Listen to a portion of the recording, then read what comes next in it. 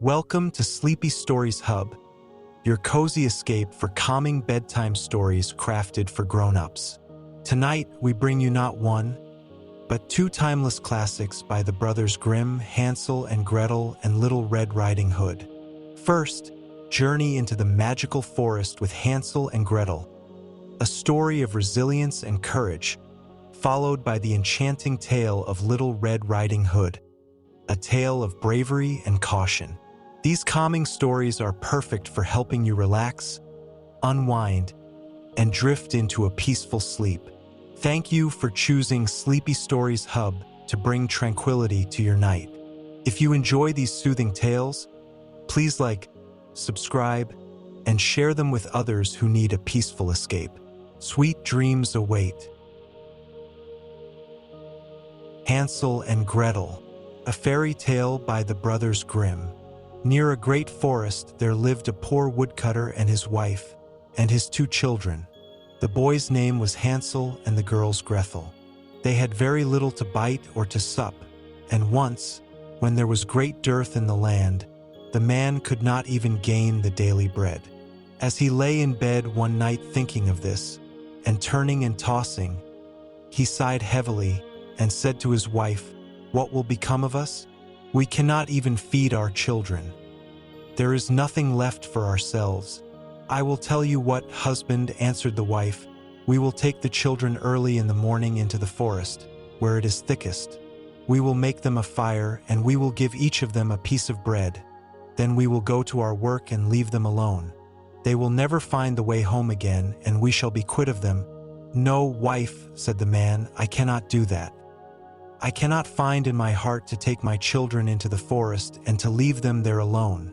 The wild animals would soon come and devour them." "Oh, you fool," said she, "then we will all four starve. You had better get the coffins ready." And she left him no peace until he consented. "But I really pity the poor children," said the man. The two children had not been able to sleep for hunger, and had heard what their stepmother had said to their father. Gretel wept bitterly, and said to Hansel, "It is all over with us." "Do be quiet, Gretel," said Hansel, "and do not fret. One will manage something." And when the parents had gone to sleep, he got up, put on his little coat, opened the back door, and slipped out. The moon was shining brightly, and the white flints that lay in front of the house glistened like pieces of silver. Hansel stooped and filled the little pocket of his coat as full as it would hold. Then he went back again and said to Gretel, "Be easy, dear little sister, and go to sleep quietly. God will not forsake us," and laid himself down again in his bed.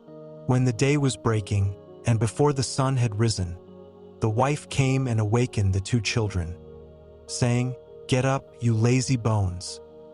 We are going into the forest to cut wood." Then she gave each of them a piece of bread, and said, "That is for dinner, and you must not eat it before then, for you will get no more." Gretel carried the bread under her apron, for Hansel had his pockets full of the flints. Then they set off all together on their way to the forest. When they had gone a little way, Hansel stood still and looked back towards the house. And this he did again and again, till his father said to him, "Hansel, what are you looking at? Take care not to forget your legs." "Oh, father," said Hansel, "lamb looking at my little white kitten, who is sitting up on the roof to bid me goodbye." "You young fool," said the woman, "that is not your kitten, but the sunshine on the chimney pot." Of course Hansel had not been looking at his kitten, but had been taking every now and then a flint from his pocket and dropping it on the road. When they reached the middle of the forest, the father told the children to collect wood to make a fire to keep them warm, and Hansel and Gretel gathered brushwood enough for a little mountain jay, and it was set on fire. And when the flame was burning quite high, the wife said, "Now lie down by the fire and rest yourselves, you children, and we will go and cut wood. And when we are ready, we will come and fetch you." So Hansel and Gretel sat by the fire, and at noon they each ate their pieces of bread. They thought their father was in the wood all the time, as they seemed to hear the strokes of the axe. but really it was only a dry branch hanging to a withered tree that the wind moved to and fro. So when they had stayed there a long time, their eyelids closed with weariness, and they fell fast asleep. When at last they woke, it was night, and Gretel began to cry, and said, "How shall we ever get out of this wood?" But Hansel comforted her, saying, "Wait a little while longer until the moon rises, and then we can easily find the way home." And when the full moon got up, Hansel took his little sister by the hand, and followed the way where the flint stones shone like silver, and showed them the road. They walked on the whole night through, and at the break of day they came to their father's house. They knocked at the door, and when the wife opened it and saw that it was Hansel and Gretel, she said, "You naughty children, why did you sleep so long in the wood? We thought you were never coming home again." But the father was glad, for it had gone to his heart to leave them both in the woods alone. Not very long after that there was again great scarcity in those parts, and the children heard their mother say at night in bed to their father, "Everything is finished up. We have only half a loaf, and after that the tale comes to an end. The children must be off. We will take them farther into the wood this time, so that they shall not be able to find the way back again. There is no other way to manage." The man felt sad at heart, and he thought it would better to share one's last morsel with one's children. But the wife would listen to nothing that he said, but scolded and reproached him. He who says a must say be two, and when a man has given in once, he has to do it a second time. But the children were not asleep, and had heard all the talk. When the parents had gone to sleep, Hansel got up to go out and get more flint stones, as he did before. But the wife had locked the door, and Hansel could not get out. But he comforted his little sister and said, "Don't cry, Gretel, and go to sleep quietly, and God will help us." Early the next morning the wife came and pulled the children out of bed. She gave them each a little piece of bread, less than before. And on the way to the wood, Hansel crumbled the bread in his pocket, and often stopped to throw a crumb on the ground. "Hansel, what are you stopping behind and staring for?" said the father. "I am looking at my little pigeon sitting on the roof to say goodbye to me," answered Hansel. "You fool," said the wife, "that is no pigeon, but the morning sun shining on the chimney pots." Hansel went on as before, and strewed breadcrumbs all along the road. The woman led the children far into the wood, where they had never been before in all their lives. And again there was a large fire made, and the mother said, "Sit still there, you children, and when you are tired you can go to sleep. We are going into the forest to cut wood, and in the evening, when we are ready to go home, we will come and fetch you." So when noon came, Gretel shared her bread with Hansel, who had strewed his along the road. Then they went to sleep, and the evening passed, and no one came for the poor children. When they awoke, it was dark night, and Hansel comforted his little sister and said, "Wait a little, Gretel, until the moon gets up. Then we shall be able to see the way home by the crumbs of bread that I have scattered along it." So when the moon rose they got up, but they could find no crumbs of bread, for the birds of the woods and of the fields had come and picked them up. Hansel thought they might find the way all the same, but they could not. They went on all that night and the next day from the morning until the evening, but they could not find the way out of the wood, and they were very hungry, for they had nothing to eat but the few berries they could pick up. And when they were so tired that they could no longer drag themselves along, they lay down under a tree and fell asleep. It was now the third morning since they had left their father's house. They were always trying to get back to it, but instead of that they only found themselves farther in the wood, and if help had not soon come they would have been starved. About noon they saw a pretty snow-white bird sitting on a bough and singing so sweetly that they stopped to listen. And when he had finished, the bird spread his wings and flew before them, and they followed after him until they came to a little house, and the bird perched on the roof. And when they came nearer, they saw that the house was built of bread and roofed with cakes, and the window was of transparent sugar. "We will have some of this," said Hansel, "and make a fine meal." I will eat a piece of the roof, Gretel, and you can have some of the window that will taste sweet." So Hansel reached up and broke off a bit of the roof, just to see how it tasted, and Gretel stood by the window and gnawed at it. Then they heard a thin voice call out from inside, "Nibble, nibble, like a mouse? Who is nibbling at my house?" And the children answered, "Never mind, it is the wind," and they went on eating, never disturbing themselves. Hansel, who found that the roof tasted very nice, took down a great piece of it, and Gretel pulled out a large round window pane and sat her down and began upon it. Then the door opened, and an aged woman came out, leaning upon a crutch. Hansel and Gretel felt very frightened and let fall what they had in their hands. The old woman, however, nodded her head and said, "Ah, my dear children, how come you here? You must come indoors and stay with me. You will be no trouble." So she took them each by the hand and led them into her little house. And there they found a good meal laid out of milk and pancakes with sugar, apples, and nuts. After that she showed them 2 little white beds, and Hansel and Gretel laid themselves down on them and thought they were in heaven.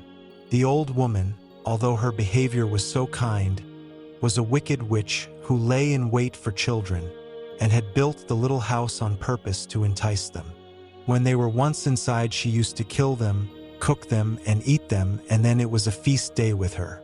The witch's eyes were red, and she could not see very far, but she had a keen scent, like the beasts, and knew very well when human creatures were near. When she knew that Hansel and Gretel were coming, she gave a spiteful laugh and said triumphantly, "I have them, and they shall not escape me." Early in the morning, before the children were awake, she got up to look at them, and as they lay sleeping so peacefully with round rosy cheeks, she said to herself, "What a fine feast I shall have." Then she grasped Hansel with her withered hand and led him into a little stable and shut him up behind a grating, and call and scream as he might, it was no good. Then she went back to Gretel and shook her, crying, "Get up, lazy bones. Fetch water and cook something nice for your brother. He is outside in the stable and must be fattened up, and when he is fat enough I will eat him." Gretel began to weep bitterly, but it was of no use. She had to do what the wicked witch bade her. And so the best kind of victuals was cooked for poor Hansel, while Gretel got nothing but crab shells. Each morning the old woman visited the little stable and cried, "Hansel, stretch out your finger, that I may tell if you will soon be fat enough." Hansel, however, used to hold out a little bone, and the old woman, who had weak eyes, could not see what it was, and supposing it to be Hansel's finger, wondered very much that it was not getting fatter. When for weeks had passed and Hansel seemed to remain so thin, she lost patience and could wait no longer. "Now then, Gretel," cried she to the little girl, "be quick and draw water. Be Hansel fat or be he lean, tomorrow I must kill and cook him." Oh, what a grief for the poor little sister to have to fetch water, and how the tears flowed down over her cheeks. "Dear God, pray help us," cried she. "If we had been devoured by wild beasts in the wood, at least we should have died together." "Spare me your lamentations," said the old woman. "They are of no avail." Early next morning Gretel had to get up, make the fire, and fill the kettle. "First we will do the baking," said the old woman. Inave heated the oven already and kneaded the dough. She pushed poor Gretel towards the oven, out of which the flames were already shining. "Creep in," said the witch, "and see if it is properly hot, so that the bread may be baked." And Gretel once in, she meant to shut the door upon her and let her be baked, and then she would have eaten her. But Gretel perceived her intention and said, "I don't know how to do it. How shall I get in?" "Stupid goose," said the old woman, "the opening is big enough, do you see? I could get in myself." And she stooped down and put her head in the oven's mouth. Then Gretel gave her a push, so that she went in farther, and she shut the iron door upon her and put up the bar. Oh, how frightfully she howled! But Gretel ran away, and left the wicked witch to burn miserably. Gretel went straight to Hansel, opened the stable door, and cried, "Hansel, we are free! The old witch is dead." Then out flew Hansel like a bird from its cage as soon as the door is opened. How rejoiced they both were! How they fell each on the other's neck, and danced about, and kissed each other. And as they had nothing more to fear, they went over all the old witch's house, and in every corner there stood chests of pearls and precious stones. "This is something better than flint stones," said Hansel, as he filled his pockets, and Gretel, thinking she also would like to carry something home with her, filled her apron full. "Aye, now away we go," said Hansel, "if we only can get out of the witch's wood." When they had journeyed a few hours, they came to a great piece of water. "We can never get across this," said Hansel. "I see no stepping stones and no bridge, and there is no boat either," said Gretel. "But here comes a white duck. If I ask her, she will help us over." So she cried, "Duck, duck." Here we stand, Hansel and Gretel, on the land. Stepping stones and bridge we lack. Carry us over on your nice white back. And the duck came accordingly, and Hansel got upon her and told his sister to come too. "No," answered Gretel, "that would be too hard upon the duck. We can go separately, one after the other." And that was how it was managed. And after that they went on happily until they came to the wood, and the way grew more and more familiar, till at last they saw in the distance their father's house. Then they ran till they came up to it, rushed in at the door, and fell on their father's neck. The man had not had a quiet hour since he left his children in the wood, but the wife was dead. And when Gretel opened her apron, the pearls and precious stones were scattered all over the room, and Hansel took one handful after another out of his pocket. Then was all care at an end, and they lived in great joy together. My tale is done. There runs a mouse. Whosoever catches it may make himself a big fur cap out of it. Little Red Riding Hood, a fairy tale by the brothers Grimm. Once upon a time there was a sweet little girl. Everyone who saw her liked her, but most of all her grandmother, who did not know what to give the child next. Once she gave her a little cap made of red velvet, because it suited her so well, and she wanted to wear it all the time. She came to be known as Little Red Riding Hood. One day her mother said to her, "Come, Little Red Riding Hood. Here is a piece of cake and a bottle of wine. Take them to your grandmother. She is sick and weak, and they will do her well. Mind your manners and give her my greetings. Behave yourself on the way, and do not leave the path, or you might fall down and break the glass, and then there will be nothing for your sick grandmother."